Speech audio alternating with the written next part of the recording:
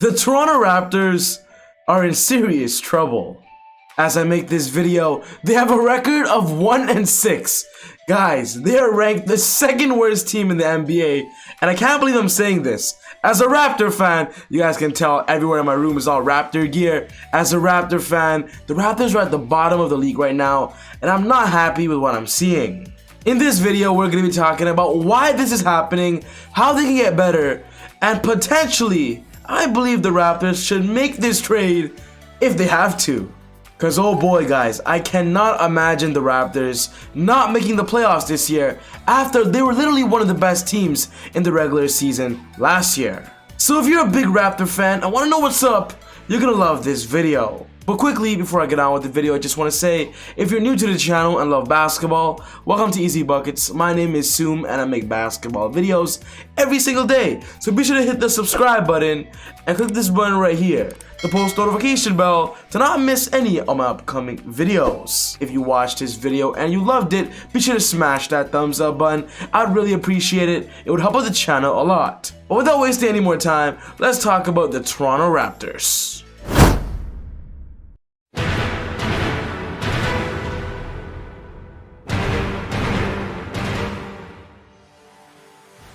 With the Raptors being in the situation that they're in right now, there are so many questions when it comes to their future.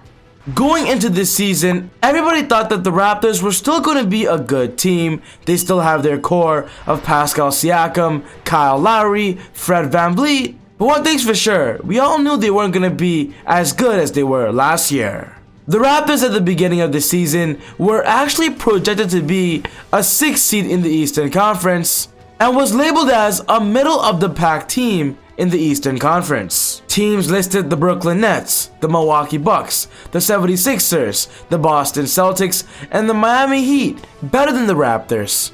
And to see where they're at right now, as the 29th seed in the whole NBA and the 14th seed in the Eastern Conference, I'm not happy, I'm very surprised.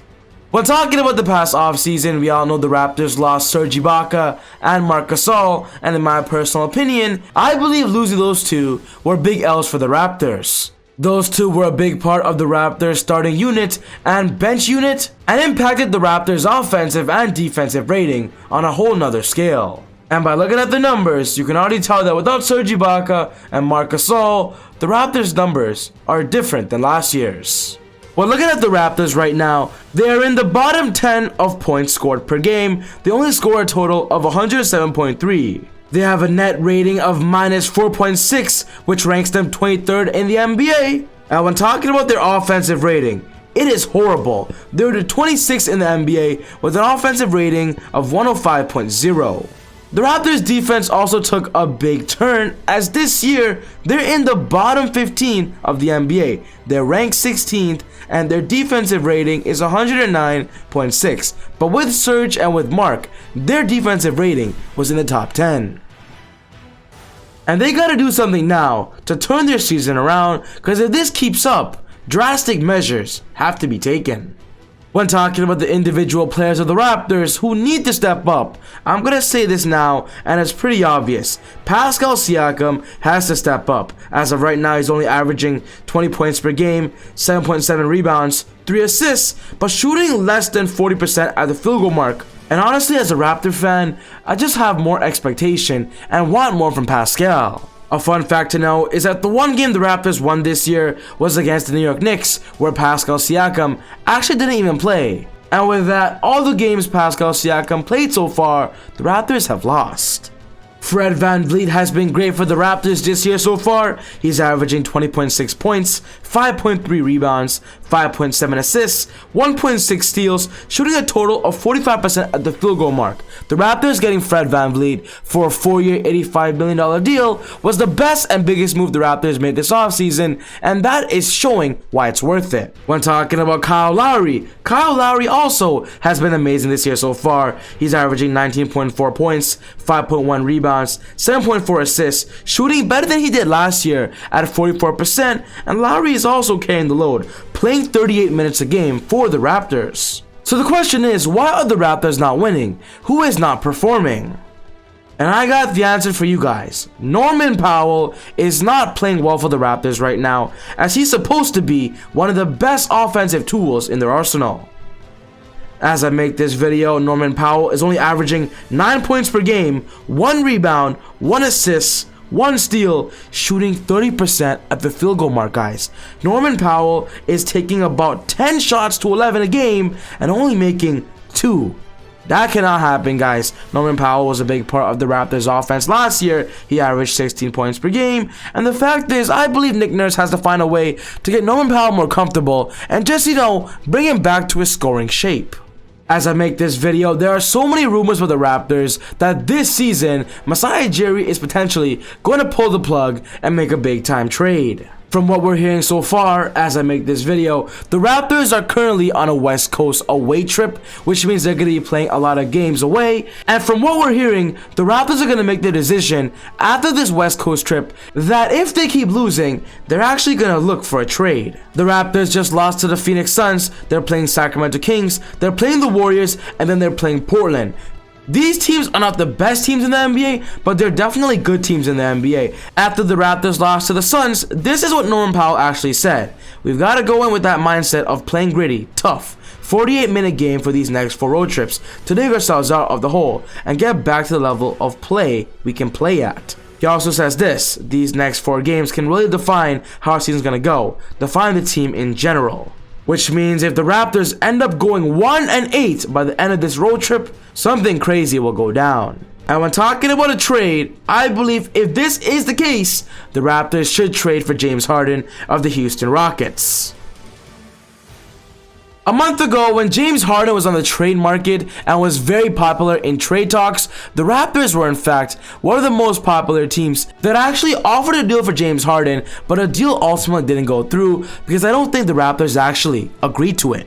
I believe if the Raptors don't keep winning games, they need a new spark plug. They need a new, a new atmosphere, and just have to go all in for James Harden. With the Raptors right now struggling on offense, imagine if James Harden comes in and fixes that. James Harden alone is a playmaker, a pick and roll maestro, and one of the best scorers in the NBA. And if the Raptors can get him, I do see him being very impactful and bringing the Raptors back to playoff contention. As a big Raptor fan, I don't want the Raptors to go this route because I still believe in the Raptors roster, but still, getting James Harden, it's a win-win situation. In this video, I have 2 trade scenarios that I believe the Raptors can offer the Houston Rockets that could potentially land James Harden. I'm going to keep it real with you guys. Getting James Harden won't be easy. His value in the NBA is certainly high. The Rockets want a lot for him. And these 2 trade scenarios, in my opinion, are the best thing the Raptors can offer if they guarantee want and accept. The first trade scenario is a trade offer that we heard the Raptors actually offered the Rockets, which is Pascal Siakam, Norman Powell, Terrence Davis, and 2 future first-round draft picks just for James Harden. This is a trade offer that we heard the Raptors actually offering the Rockets, but from what we're hearing, I don't think the Rockets wanted that. I think the Rockets want more. Which moves me into my second trade scenario, which is the Raptors offering up Kyle Lowry, OG Anunoby, Norman Powell, and 2 first-round draft picks. I know you Raptor fans out there don't want the Raptors to trade OG Anunoby, but if it's to get James Harden, would you do it? Is it worth it? Imagine a starting lineup of Fred VanVleet, Pascal Siakam, and James Harden in the same lineup. Their offensive rating and offensive game would be absolutely terrifying and be amazing. But to conclude my video, guys, if the Raptors keep losing in this upcoming West Coast trip and they don't find a solution to their problems this year, I wouldn't be surprised if the Raptors pull the plug and literally blow it up if they go all out for James Harden or potentially another star. Pascal Siakam, game after game, is proving that he can't be the number 1 option. He can't be the Kawhi. He can't even be the DeMar DeRozan. And if the Raptors feel the same way, Pascal Siakam still has a lot of value in the NBA, and a trade could be coming. Some of you Raptor fans out there believe that a big reason why the Raptors are losing is because they're not playing at home. We all know right now they're playing in Tampa and not Toronto. And in my opinion, that probably has a factor to it. The Raptors 100% are one of the best home teams in the NBA. When they play at home, they play a lot better. And with the Raptors so far having more home games than away, if those games were in Toronto, I would actually say they would have had a better chance at winning those games. But what's most important to me, guys, is one of your opinions when it comes to the Raptors trading for James Harden. Should they do it, or should they just be patient? Put your thoughts in the comment section down below. But other than that, take it easy, God bless, and I'll see you all next time on Easy Buckets. Woo!